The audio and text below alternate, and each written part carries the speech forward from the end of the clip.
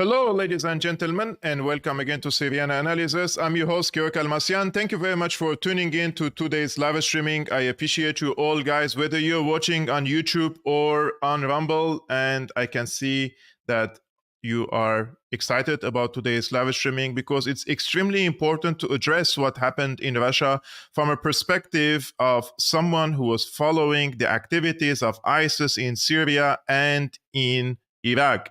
And also, I was digging into the rabbit hole of this Al-Qaeda, Taliban, ISIS, and all these franchise of the terrorist groups in the past decades in order to understand the reason or the root causes and the root reasons why these terrorist groups all came to my country, Syria, to fight against what they called the tyrant Assad, but they didn't wage similar wars, for example, against Israel. And I'm not calling for this type of war because I despise, first of all, ISIS, Nusra, Qaeda, and all these types.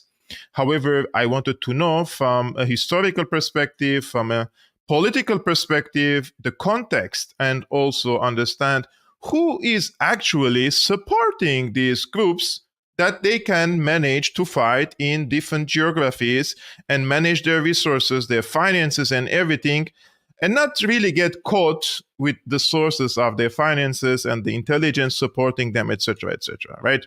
However, there are many, many indications that if we connect the dots, we will come to different conclusions, but most of the realistic conclusions, in my opinion, indicate that, of course, there are foreign intelligence behind them, and these groups are not acting or operating independently without foreign support. So who are the foreign intelligence apparatuses that support these terrorist groups to commit heinous crimes and also spread terrorism around the world, especially in special places actually, and we're going to address this all. But since you are on Syriana Analysis, I'm sure you want to know some historical context, because context and history are very important to understand what's happening today. Guys, in the late 1800s, when the Brits occupied Egypt or colonized it, and they called it a mandate, they changed the terms. The Brits wanted, of course, to have a strong grip over Egypt. Egypt is, in my opinion, the most important country, geographically speaking, in the region. That is also, if you take Egypt, Palestine, and Syria, those are the ring countries, in my opinion, the most important countries in West Asia and North Africa, because passing through these countries, you have an access to Middle East or West Asia, and also to North Africa, and also to the southern countries in Africa. So, and the Sahara countries as well. Now, the Brits had a brilliant idea. Now, I'm using the brilliant as taking it from what Hillary Clinton said when in the 80s, the CIA had a brilliant idea to arm the jihadists in Afghanistan against the Soviet Union. This policy goes back 100 years back, right? And the Brits, actually, they started this in Egypt, actually. So when the Brits occupied Egypt and they faced resistance, most of this resistance started to get more left-wing sentiments, in the country. Socialists, nationalists, for example, wanting to fight against the Brits, or actually fighting against the Brits and forming resistance groups. So the Brits had this brilliant idea that let's divide and conquer, right? How do we divide and conquer Egypt? The socialists or the leftists and the nationalists are cooperating together against us. So let's find an enemy for both the socialists and the nationalists. And who that enemy could be? The Islamists. So they started supporting what is called the Muslim Brotherhood.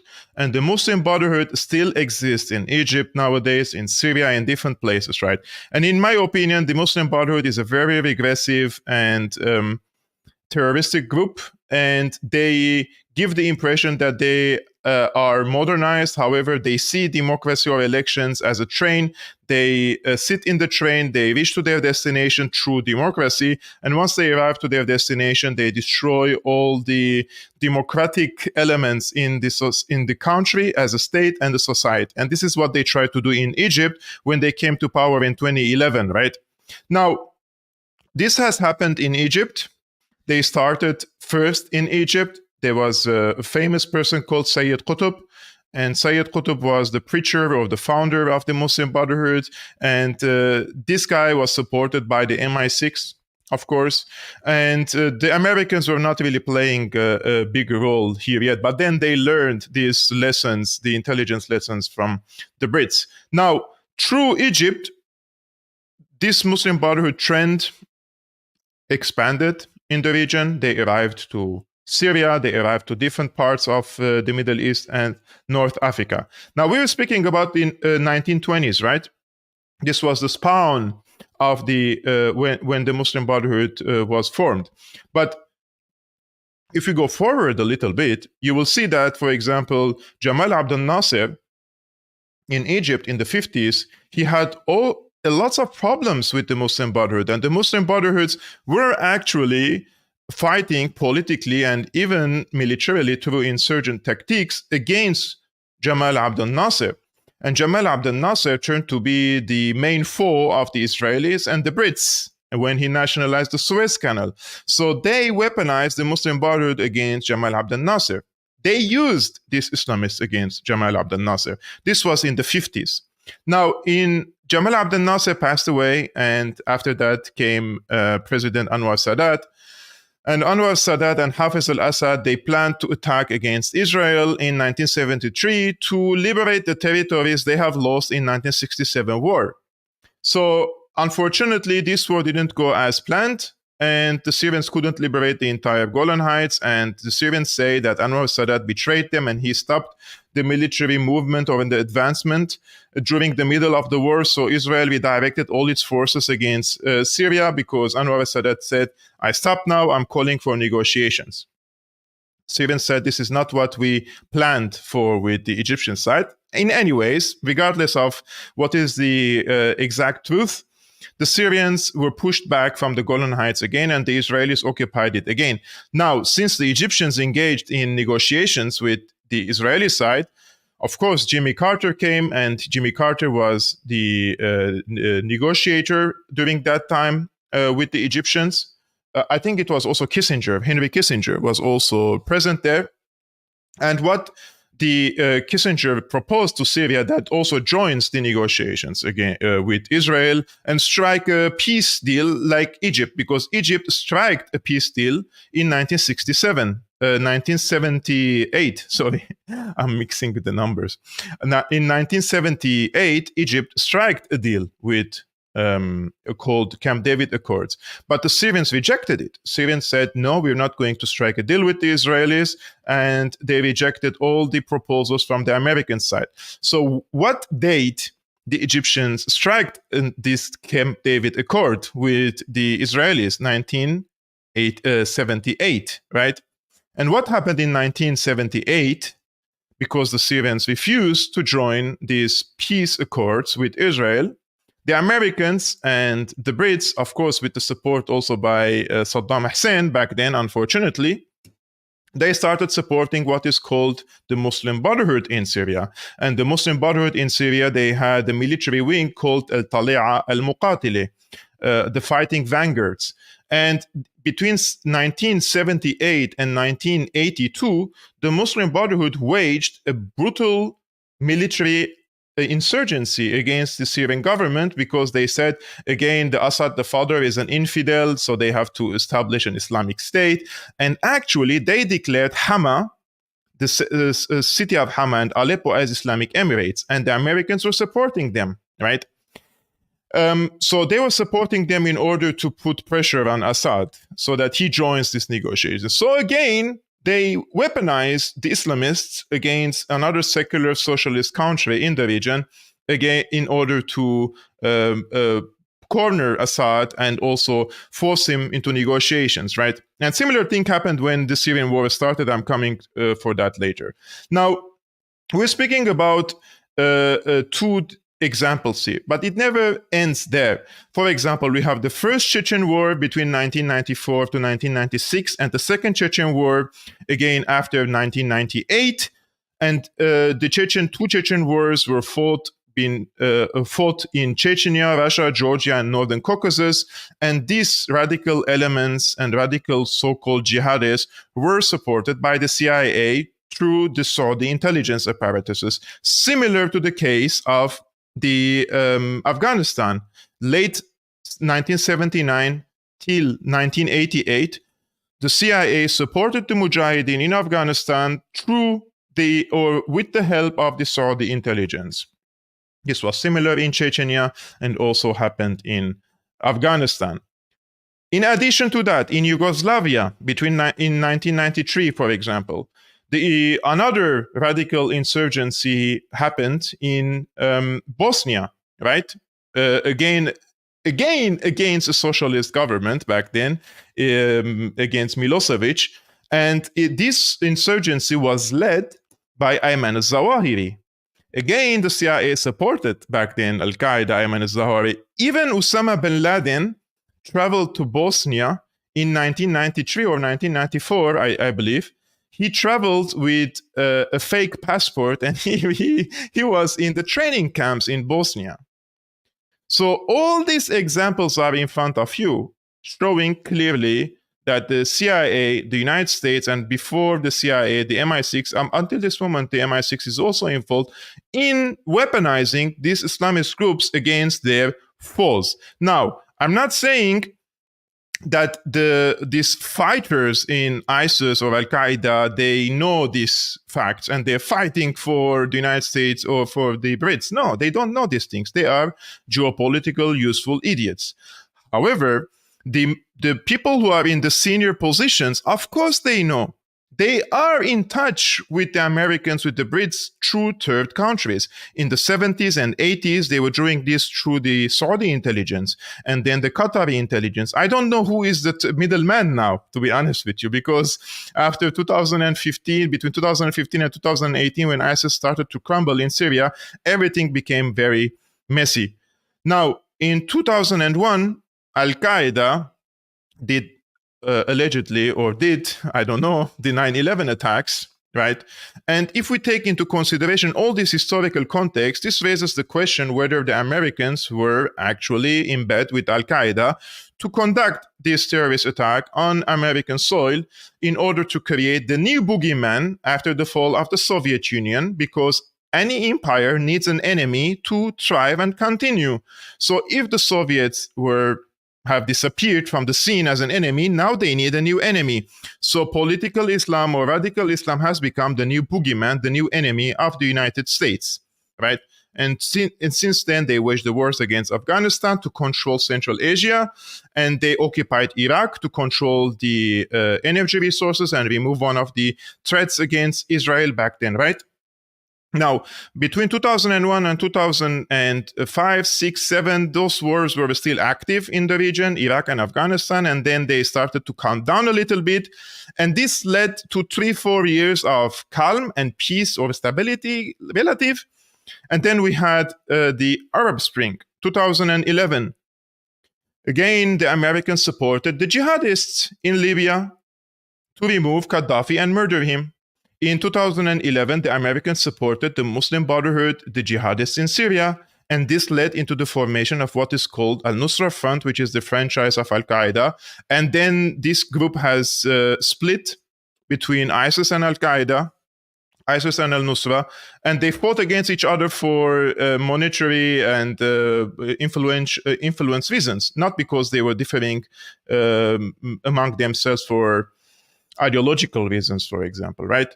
And the evidence in Syria shows that the United States dumped weapons worth billions and billions and billions of dollars to what is called the moderate rebels, which they never existed. And if they existed, they were too weak. And this ISIS and Al-Nusra, they came and they took over all these arm depots, right? So all the American weapons, the Saudi weapons, the Qatari weapons, the Turkish weapons, weapons from the Balkan countries, from Romania, from all over the world, from the black market, came to Syria, it ended up in the hands of Al-Qaeda and ISIS. The Toyota trucks ended up in the hands of ISIS, right? So this is all the history of this organization. And in Syria, we know from firsthand and how we fought against these terrorist groups. And we know from firsthand experience that these groups were supported by the United States, whether directly or indirectly. And I'm coming to this in this live streaming to show you one of the statements of a senior German politician who at one time said the truth about this case, right? So this was in Syria, for example. And now we are in March 2024. After the elections in Russia, 4 terrorists, they committed an heinous terrorist act in Russia in 2 different locations, I believe, and they killed over 160 civilians. Now, those terrorists are from, I believe all of them are from Tajikistan, and the United States was very fast to blame ISIS. And ISIS officially declared that they are taking responsibility for this, right? Anyways, the people on Twitter and X, they're trying to add community notes over my post. But I did some investigation about this case. Now, on the same night of the attack, guys, there was one fake statement published in the name of ISIS. This is the fake statement. I'm going to show you the fake statement that ISIS allegedly posted about this. It was warned by Clayton Morris on X, and he said fake report surfaces that ISIS claimed responsibility for the terror attack on a large group of Christians in Moscow. This is reportedly a fake ISIS statement circulating. And he is correct. This statement is fake, which adds to the suspicions why all of a sudden, very quickly, an hour or 2 after the attack in Moscow, a fake ISIS statement were released in the media. Who was trying to blame ISIS quickly, right? We don't know. However, these alleged terrorists, the 4 of them, were arrested after their car was stopped close to Ukrainian border. This was the deal breaker, in my opinion. And all the reported alleged terrorists or the terrorists themselves were citizens from Tajikistan. Now, why were they escaping to Ukraine? And who hired them? I don't have evidence for that. I'm just here connecting the dots, right? However, it is a little bit weird for me to see ISIS fighters are escaping the scene and not trying to, for example, wear an explosive vest, because this is what ISIS fights for. ISIS fights for martyrdom and go to what they call Jannah, paradise, meet the prophet, have 72 virgins, etc., etc. This is how they brainwash them, right? But these people were trying to escape. And when they were arrested, they looked very, very terrified, to be honest. Now, Putin said that all the 4 terrorists have been found and detained, and they tried to escape to Ukraine, where a window was prepared for them from the Ukrainian side to cross the border. A total of 11 people were detained. On the other hand, Zelensky, he blamed Russia, and he said what happened in Moscow yesterday is obvious, and Putin and other scums are trying to shift the blame to someone else. Their methods are always the same. We haven't seen it all. We have seen it all before. They were blown up houses, mass shootings and explosions, and they always blames others. They came to Ukraine, burned down our cities, etc., etc. You know the rhetoric now. But he was very quick to come to social media to try to deny that, because the Russian side was conclusive and they said this is Ukraine. And I'm going to come and tell you why this attack probably also benefits the Russian official narrative now. I'm going to come to my investigation and the conclusions and who benefits from all this, right? Now, right after this, because as I told you, ISIS released a fake statement, right? The ISIS side released another photo. This time, they say those are the perpetrators of the attack. I'm going to show you quickly the pictures. So they said those are the perpetrators of the attack. Let me see. I hope that this photo would pass the algorithm of YouTube. Anyways, so this is the photo that they say is behind the people behind the attack. Now, I want you to check this photo well. I'm going to come back later to analyze this photo, right? So now, my investigation about this, I didn't post any statement for 24 hours or so, watching some of the videos or the available videos of the attack, and also checking really on a slow motion some of the executions. And I watched all the videos, let's say, and also watched the videos of how they detained them and everything. So I came to a few conclusions. I said, I'm originally from Syria and have watched hundreds of ISIS footage, closely monitoring their attacking patterns. After analyzing the available footage of the Moscow terrorist attack, I have drawn the following observation. 1. The attackers were trained in shooting. Of course, if you watch the video, you know that at least they were trained to hold weapons, but they were not professional killers. They thankfully failed to hit some easy targets in the mall. Now, I cannot really show you the videos because this video will be removed from YouTube. But if you can, go and watch the video of one of the amateur videos from the mall when they were executing some of the civilians and how they missed at least 2-3 very easy targets. And this doesn't indicate that those are professional assassins who were really aiming at their point, right? So they, of course, know how to hold weapons, but they are not professional killers, number 1. 2, the assault was carefully orchestrated, complete with an exit strategy. It appears to be more than just a solo attack, possibly connected to foreign intelligence. Yes. 3, although the individuals responsible for the attack may be Muslims, it is important to note that they are not necessarily affiliated with ISIS.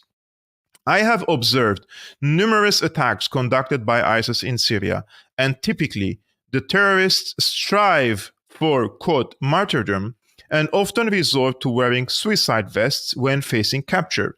This particular type of suicide mission is referred to as, quote, inrimasi in Arabic. So just for you to know, guys, this inrimasi thing is important for you to know. They attack their target with weapons, and when they're out of ammunition, for example, or the enemy is going to capture them, and happened so many times in Syria by ISIS and al-Nusra, they have suicide vests. So the moment the Syrian army soldiers come to capture them, they blow up themselves, right? This is the inrimasi. This is something that we didn't see in Moscow. So number 4, on March 7, 2024, guys. So this was around 20 days ago, 17 days ago from now, the US Embassy in Moscow released a security advisory stating that, quote, it is monitoring reports that extremists have imminent plans to target large gatherings in Moscow to include concerts, and US citizens should be advised to avoid large gatherings over the next 48 hours. Now, realize this date, right, guys, okay? It's on the 7th of March, 2024. I will just click on this like this. Yes. Now, this security alert reveals that US intelligence was aware of the plot and anticipated the imminent terrorist attack.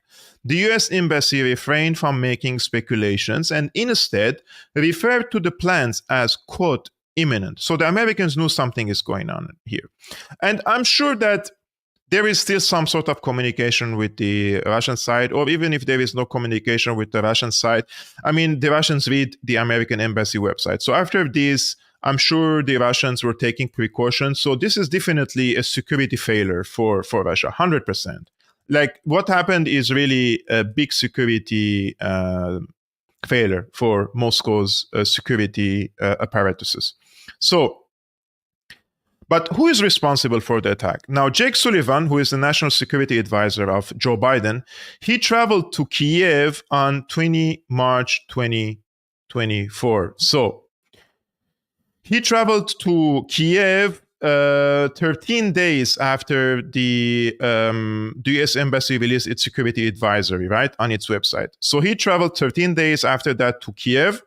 And he, according to Wall Street Journal, he urged Ukraine against targeting Russian oil refineries and energy infrastructure. The reason was because this will lead to the spike of the energy prices in the world, and Joe Biden is not ready for such a blow because they are coming closer and closer to the elections, and nothing harms Joe Biden now more than a spike in the energy prices, right? However, this was leaked to the media by Wall Street Journal. I asked this hypothetical question here, and I said, did Jake Sullivan caution Ukraine about potential attacks similar to the recent one in Moscow? Like, were they aware that also some of the elements in Ukraine probably planning for such an attack against Moscow? Over the past few months, Ukrainian intelligence orchestrated 2 successful assassination attempts in Russia. One of these attempts targeted Alexander Dugin, but tragically, his daughter lost her life due to a bomb planted beneath their car.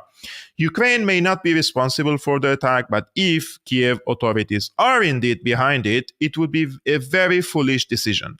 The fact that major Western media outlets keep blaming ISIS without any concrete evidence from the detained terrorists only adds to the suspicion.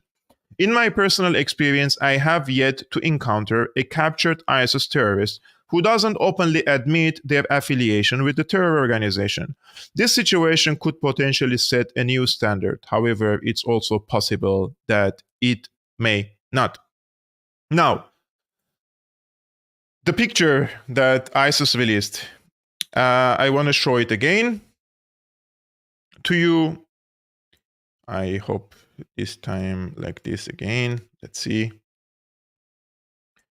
So this is the picture, right? You see this picture here? Okay, good. Now, I want you to see all these photos that I collected of ISIS, right? And you see like all of them, and you can check also on your Google, guys. It's easy. All of them, they raise this finger. This is the Shahada finger. It's the right hand, all of them. You don't see any picture of any ISIS fighter raising its left hand. You don't find it. It's all like on the right hand. However, if you see the picture, alleged picture of the perpetrators, you see that it's the left hand, right? And it's very, very strange. I don't know if there is any ISIS person who is stupid enough to raise the left hand and instead of the right hand. Now, they even try to mirror that, right? I would just try to see what's happening here. Yes, there was something very important I wanted to show you. So it's very important, guys, to know that the Muslims do not use the left hand when they do this Shahada move finger, right? And it's very strange that only this time, they used it. So maybe they didn't, this picture doesn't even show the real perpetrators of the attack. And why ISIS would blur their faces, right? So I was reading this explanation by an Islamist scholar. He says, this is actually a very interesting point. All of the ISIS members here they're raising their left hand to declare the Shahada, something strongly detested in Islam because the left hand is the hand which filth is cleansed with. Some said, quote, well, the photo is rotated, but no, continued. This photo that they published, and people started to notice that there is something strange in it. They flipped the photo later. So just to add to the suspicion, this is an Israeli, by the way, website called Terror Alarm. And they said the original photo shows they are raising their right hand, not the left hand. And unfortunately for them, we understand Arabic. And they mirrored the photo after the wrong left hand finger move. But now the Arabic letters are from left to right, while Arabic is written from right to left. This is... Anyways, they flipped the photo to say, like, look, this is now the right hand, not the left hand. But if you read Arabic and see the letters here, the Arabic letters now from left to right, while Arabic, we write it from right to left. So it's very, very strange, to be honest with you. Another important observation, in my opinion, that you guys have to know is that this one of the terrorists who participated in this carnage in Moscow, He was photographed actually on the 7th of March in Crocus, in the same hall that he committed this heinous crime. So the fact that the terrorist attack was carefully planned is also evidenced by the fact that one of the bastards was in Crocus on March 7. On this day, a photographer worked there and took pictures of everyone. So this is the guy one of the photographers took photo of him inside Crocus on the 7th of March, guys. Remember? And what happened on the 7th of March? On the 7th of March, the US Embassy in Moscow released its security alert, right? And I'm going to show you that. Just reloading. So this is the website of the US Embassy and consulates in Russia. Security alert: avoid large gatherings over the next 48 hours. And they released this and they said, the embassy is monitoring reports that extremists have imminent plans to target large gatherings in Moscow, to include concerts, and US citizens should be advised to avoid large gatherings over the next 48 hours. Actions to take: avoid crowds, monitor local media for updates, be aware of your surroundings. And this was published on the 7th of March, 2024. On the same day, these terrorists visited the Crocus to check on the attacking scene. Now, one of the 4 terrorists was also in Istanbul before he came to Russia. And this is something that our friend Didi Geopolitics found. One of the Moscow terrorists was vacationing in Istanbul prior to the Crocus attack, which took the lives of at least 137 people. And this is him in Istanbul. And he was on vacation and posting his stuff even on Instagram, guys. So nothing was happening here for him. And I just wanted to say here, this is a personal experience that I had in Istanbul. In September 2014, I was in Istanbul with Marwa Osman.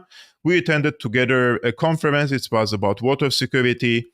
There were at least 5 injured Libyan ISIS terrorists in our hotel. Turkey, a NATO country, has been a hub and safe haven for tens of thousands of ISIS terrorists who marched to Syria to murder us. I just want to ask you something, guys. How do you think all these ISIS fighters came to Syria? It's through Turkey, right? The 800-kilometer open border that started in 2011, 2012, and all the influx of these terrorists happened through Turkey. And Turkey is a NATO country, and the United States has a big military base in Incirlik, and they were following in southern Turkey the influx of these terrorists to Syria, and they allowed them to happen.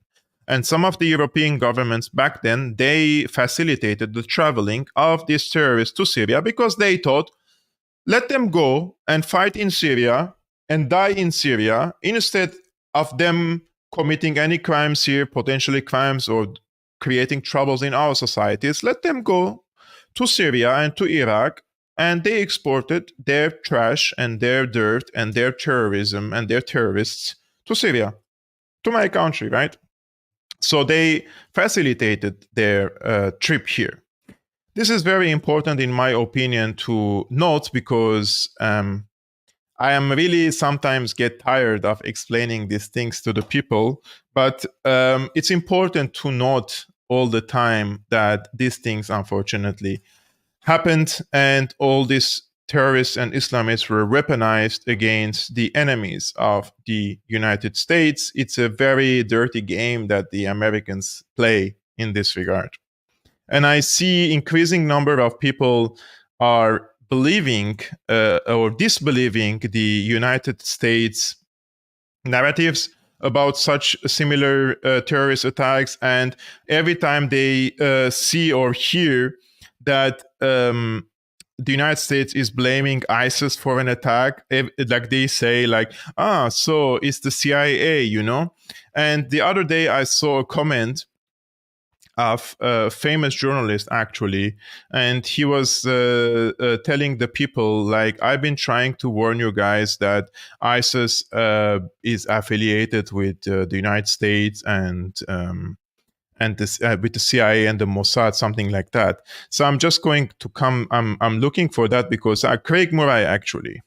Craig Murray. I mean, he's not a conspiracy theorist. He's not someone who was smeared by the media for spreading conspiracy theories. And he says, "I've been explaining for years the US and Israel are behind ISIS." See it now? This is what he said. Not me, it's him. And let's also remember what Victoria Nuland said in this regard just a few weeks ago when she was in Kiev. And she said she's promising Putin some nasty surprises when she was in Kiev. You remember that? And also in one of her recent videos, she also says that.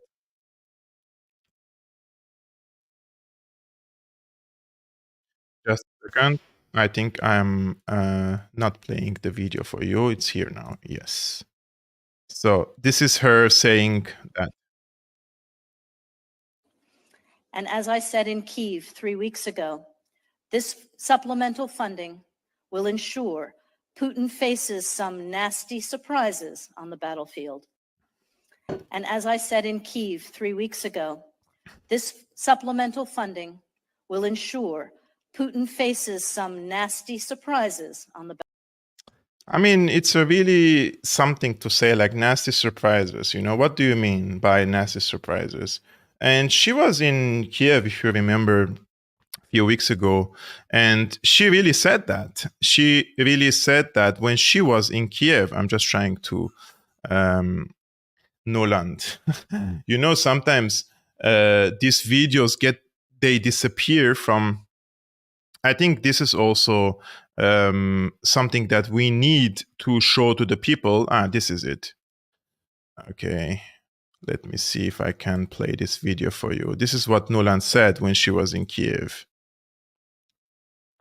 Mr. Putin's going to get some nice surprises on the battlefield, and that Ukraine will make some very strong success this year.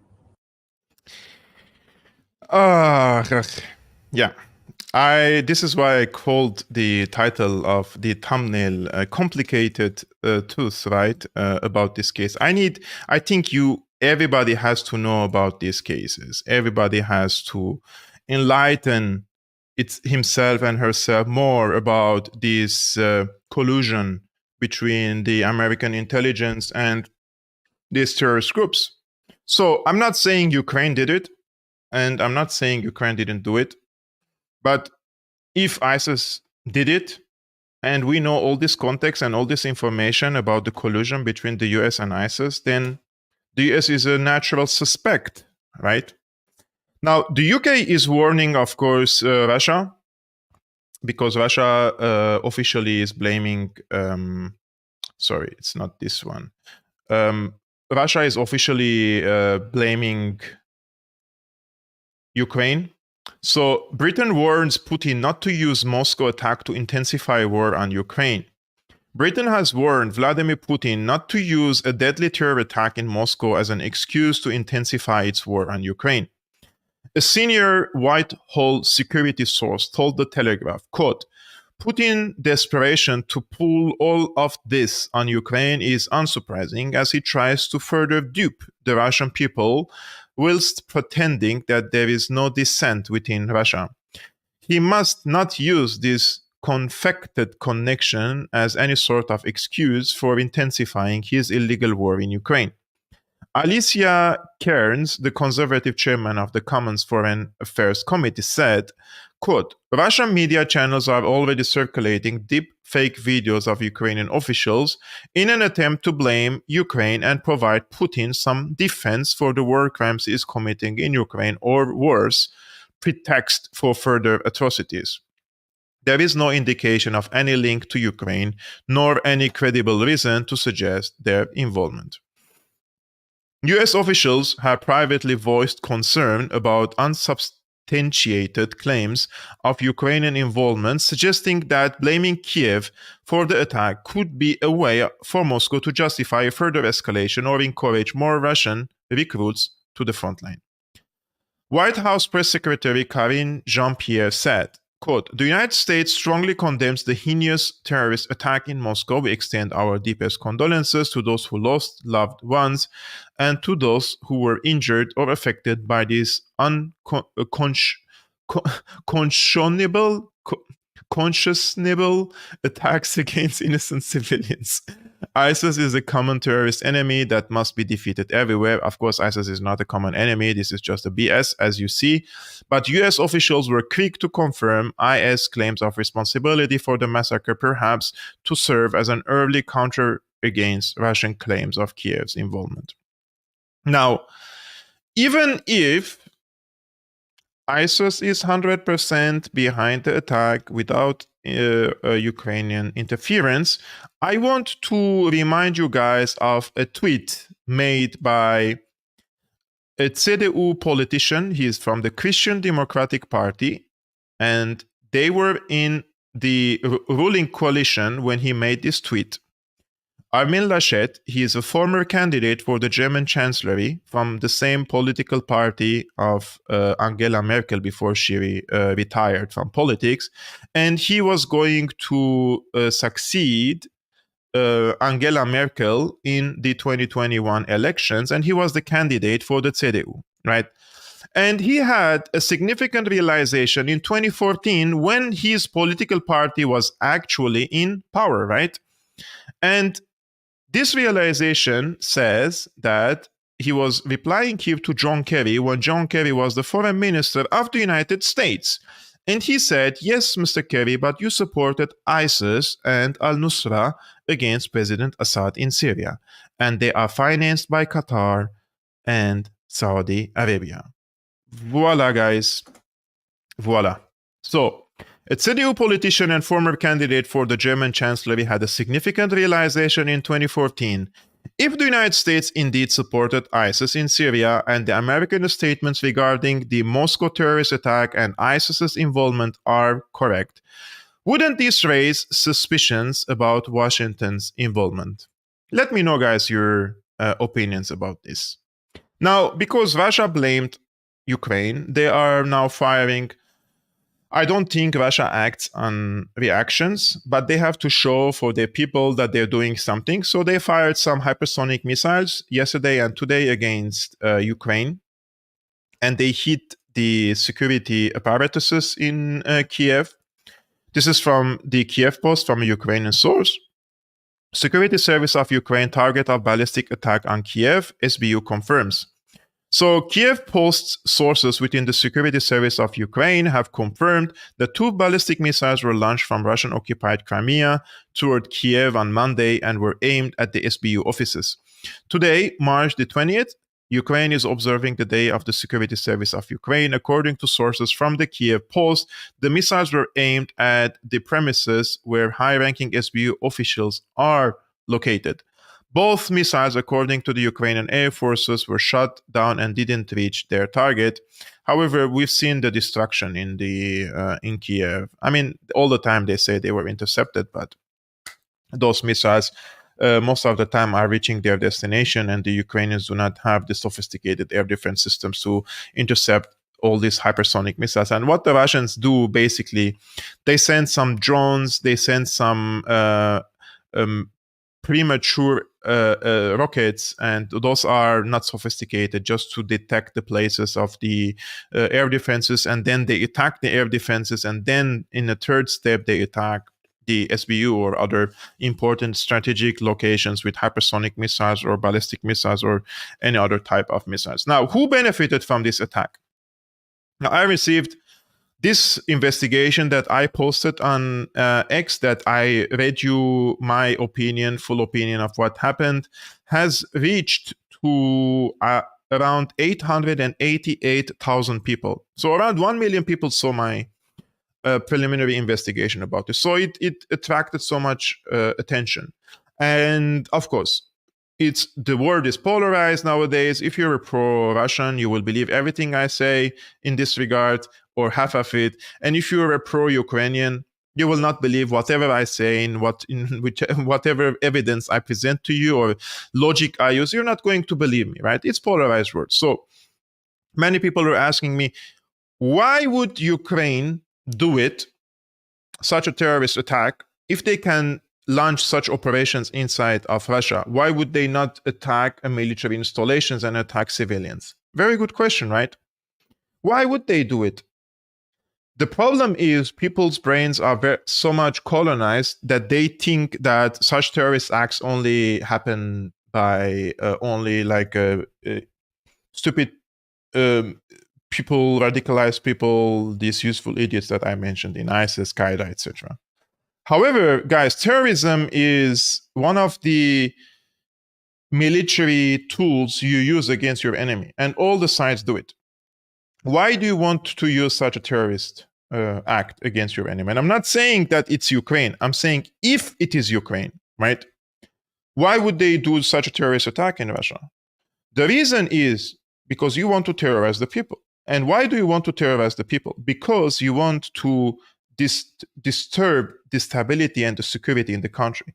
You want to create a climate in a country of fear, a climate of instability, a climate of the people fear to go to supermarket, fear to go to the theater, fear to go to the cinema, are afraid to go to sport events, any sort of public events, right? And we are heading to summer. Tourists will come to Russia from Asian countries probably, or if one of the, let's say, touristic resorts were attacked, those are all goals.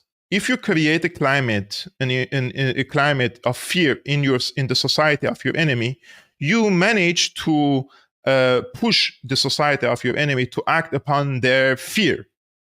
And this is something that I think it's one of the main goals of the terrorism, right? Now, on the same side, I also believe that this attack will help the Russian authorities, because now if they will capitalize on this attack, right? And they have, if Ukraine did, why I said it's foolish act, because they have given Russia now the perfect excuse to capitalize on the attack. And they can extract any confessions now from these terrorists, anything that you want, under torture, not under torture. They will extract any statements they want and weaponize it against Ukraine, against NATO, to sell the war in front of the people. I mean, the people in Russia, around 88%, they accept or they agree with the policies of Putin, according to the recent polling of a German polling center, right?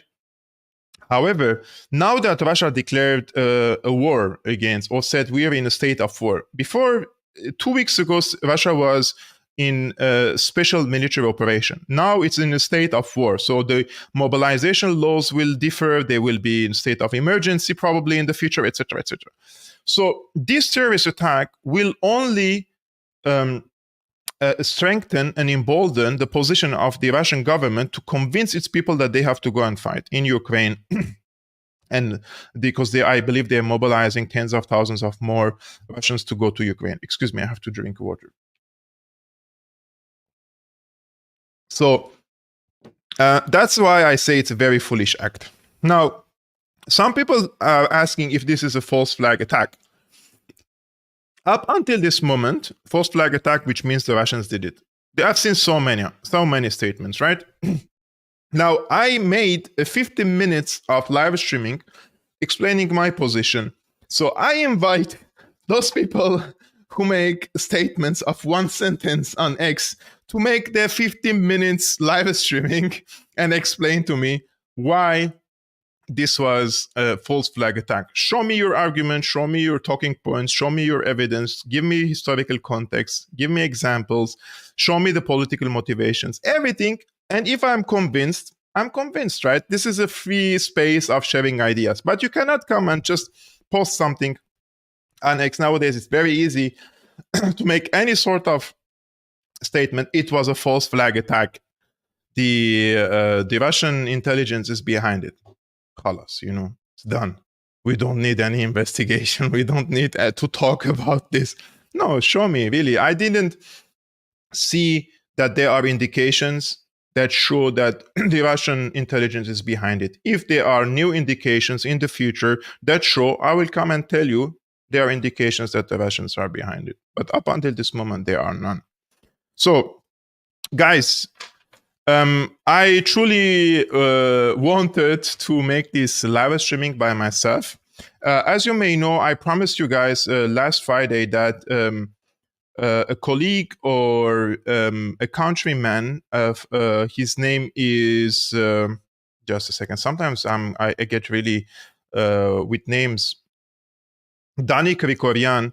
He sent me that he wanted to come to Syriana Analysis and debate me, that he disagrees with some of my points, and he wanted to debate me and discuss different topics: Syria, Armenia, Gaza, etc. And I invited him to my show today, 5 p.m. Central European Time, 12 p.m. Eastern American Time. Unfortunately, he was ill, so he couldn't come, but he promised that he will come later, probably next week. Let's see. So I just want to apologize for that. Now, the previous live streaming that I made, guys, which was about Candace Owens, and again, how she was trying to shape the narrative, and they kicked her out of Daily Wire. That video was permanently demonetized, and YouTube rejected to monetize that video. I don't know why. So if you guys appreciate the work I'm doing, I'm really putting so much efforts to prepare this live streaming. If you appreciate that, and if you only can, please become a patron. The link is scrolling on the screen. Patreon.com/Syriana Analysis. With your support and with your help, you enable independent journalism and independent journalists like myself to be able to have the privilege of the resources to continue and stay independent and do our critical work and critical thinking about these important events. So I would really appreciate that, guys. So on, what was the date? On Wednesday, we have another interview as well, and tomorrow another live streaming as well. I'm doing the live streamings, guys, between Monday and Friday, just for you to know. So tomorrow we'll meet again. Until then, guys, I thank you so much for tuning into today's live streaming. Please hit the like button before leaving this live streaming and share it with your friends if you like them to watch this video. I would really appreciate that as well. Only with your support, when you hit the like button, when you leave a comment, this video becomes more popular and more people can watch it. So I appreciate that. And I will see you tomorrow at 5 p.m. Central European Time, 12 p.m. Eastern American Time. It's 7 p.m. Moscow time. Peace be upon you and upon your families. Salam.